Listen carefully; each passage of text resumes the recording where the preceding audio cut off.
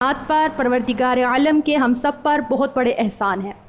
لیکن ان احسانات میں سے سب سے بڑا احسان ہے کہ اللہ تعالیٰ نے ہم سب کو اپنے نبی کا امتی بنایا۔ پھر امتی بنانے کے بعد اللہ نے ہم کو توحید جیسی دولت سے نوازا۔ اس دنیا میں اگر میرے اور آپ کے پاس ایمان کی دولت نہیں تو ہم لوگوں سے زیادہ بدبخت اس دنیا میں کوئی نہیں۔ عقیدہ توحید بہت بڑی دولت ہے، اور ہم عقیدہ توحید سے اتنا پیار کرتے ہیں، اس قدر پیار کرتے ہیں کہ اپنی اولاد کو عقیدہ توحید ہم گھٹی میں پلاتے ہیں۔ ہمارے بچے ہوں یا بچیاں ہوں، ہم ساری زندگی ان کو عقیدہ توحید سکھاتے لگا دیتے ہیں، اور یہی ہماری زندگی کی ساری جمع پونجی ہوتی ہے۔ لیکن ہمارے بزرگوں سے، ہمارے والدین سے سستی اور کوتاہی اس وقت آ کر کے زندگی کے اس موڑ پر ہو جاتی ہے کہ جب ہم اپنی بچیوں کے رشتے طے کرتے ہیں۔ اس وقت ہم سے یہ بہت بڑی سستی ہوتی ہے کہ جس بچی کو ہم ساری زندگی عقیدہ توحید سکھاتے رہے، نبی کریم صلی اللہ علیہ وسلم کی اطاعت کا درس دے کر بدعات اور رسومات سے بچنے کی تلقین کرتے رہے، جس کو ہم نے ساری زندگی یہ سبق سکھایا کہ بیٹا بیٹی ہمارے دین کے ساتھ ان تعلیمات کا، ان رسومات کا ہمارے دین کی تعلیمات کے ساتھ کوئی بھی لینا دینا نہیں ہے۔ کٹ جانا، مر جانا، لیکن اپنی ضرورت کے لیے اپنے مالک حقیقی کے ساتھ کسی کو شریک نہ کرنا۔ بیٹا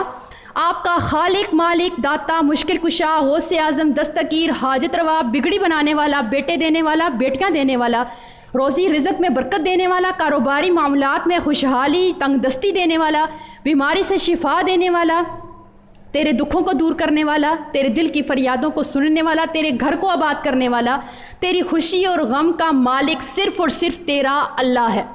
جس بچی کو قرآن اور حدیث سے ہم ساری زندگی تعلیم دے کر پھر اپنے گھروں میں عملی طور پر خوشی، غمی، چالیسواں، تیجا، ختم، برسی، مہندی، ان ساری رسومات کا بائیکاٹ کر کے سکھاتے رہے کہ یہ ہمارے نبی کا طریقہ نہیں، اس کا ہمارے ساتھ کوئی لینا دینا نہیں،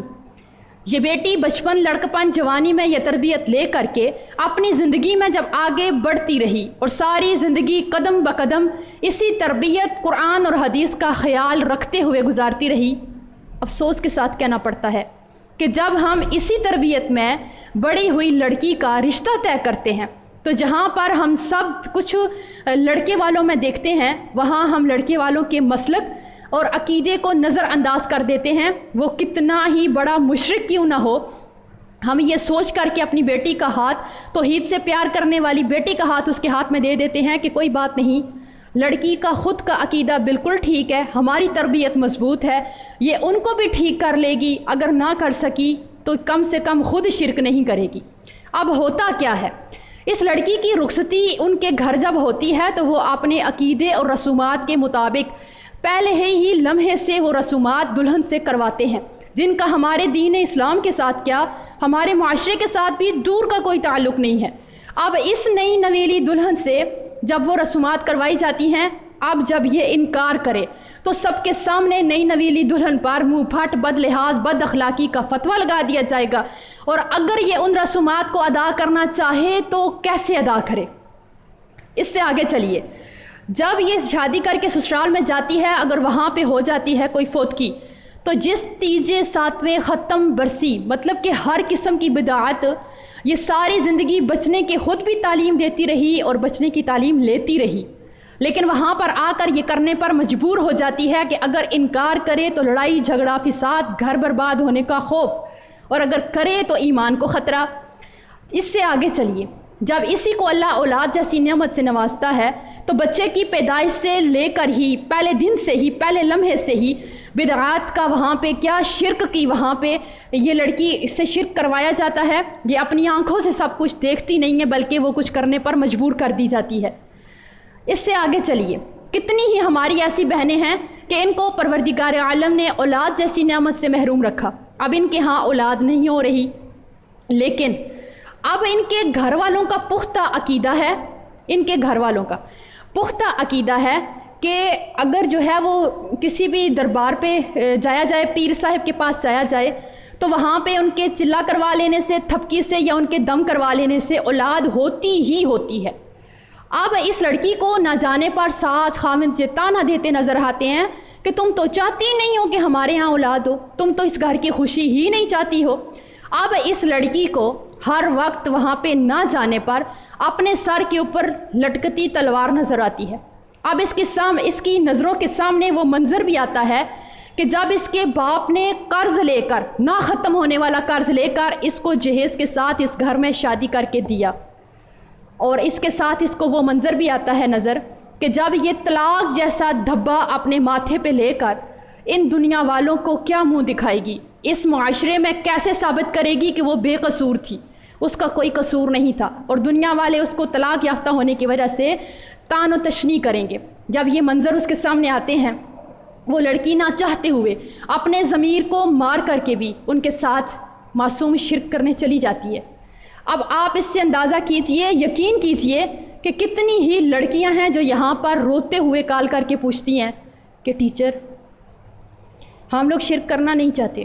ہمارے ہاں اولاد نہیں ہے، لیکن یہ خاوند اور یہ سسرال والے ہمیں مجبور کرتے ہیں، اگر ہم شرک کرنے جاتے ہیں تو ایمان خطرے میں، اور اگر نہیں جاتے تو ہمارے سر کے اوپر ہر وقت طلاق کی تلوار منڈلاتی رہتی ہے۔ اب آپ بتائیے کہ ہم اپنا گھر بچائیں یا اپنا ایمان بچائیں؟ اس سے آگے دیکھیے، ہماری اپنی ایک دوست ہے، مسلک اس کا اہل الحدیث، عالمہ لڑکی، پڑھی لکھی لڑکی، مدرسے سے فارغ، لیکن جب اس کی شادی ایسے ہی گھرانے میں ہو جاتی ہے، اس کو اللہ نے اولاد سے محروم رکھا۔ وہ لڑکی اپنا گھر بچانے کے لیے کوئی جگہ، کوئی تعویذ، کوئی دھاگا، کوئی مزار، کوئی پیر، کسی قسم کا کوئی عمل، کوئی چلہ، کچھ نہیں چھوڑتی، سب کچھ کر کے اپنا گھر بچانے کے لیے سسرال کے کہنے پہ آخر میں جا کے ایک دفعہ وہ ایک پیر صاحب کے سامنے جا کے سجدہ تک کر آتی ہے، سجدہ بھی کر لیا اس نے اپنے گھر کو بچانے کے لیے، لیکن ہوا کیا؟ اللہ نے تو پھر بھی اولاد نہ دی، اس لڑکی کو طلاق ہو گئی۔ اب آپ خود سوچئے، اس لڑکی کو، پڑھی لکھی لڑکی کو اس سجدہ کروانے تک مجبور کرنے میں کس کا ہاتھ ہے؟ کس نے اس کو مجبور کیا کہ وہ ایمان کی دولت سے بھی ہاتھ دھو بیٹھی، اپنا گھر بھی اجاڑ بیٹھی؟ لیکن اس کو مجبور کس نے کیا؟ یہ حالات پیدا کرتا کون ہے؟ تو اس لیے آپ اسی سے اندازہ لگائیں کہ اگر آج ہماری یہ سوچ ہے کہ ہماری بچی کسی بھی صورت شرک نہیں کرے گی تو کوئی مسئلہ نہیں ہے، ہم وہاں پہ شادی کر دیتے ہیں، تو ہماری یہ سوچ ٹھیک نہیں ہے۔ سسرال میں لڑکیاں وہ نہیں کر سکتی جو وہ چاہتی ہیں یا سوچتی ہیں، ان کو وہ کرنا پڑتا ہے جو سسرال والے چاہتے ہیں یا کرواتے ہیں۔ تو آج ہمیں اس بات پر غور کرنے کی بہت ضرورت ہے کہ ہم ان بچیوں کو شرک کی ایسی دلدل میں نہ دھکیلیں، اپنے ہاتھوں سے نہ دھکیلیں کہ جہاں سے ان کے پاس واپسی کا سوائے موت اور طلاق کے کوئی راستہ نہیں ہوتا۔ تو رحم کیجئے ان معصوم جانوں کے اوپر کہ رشتہ طے کرتے وقت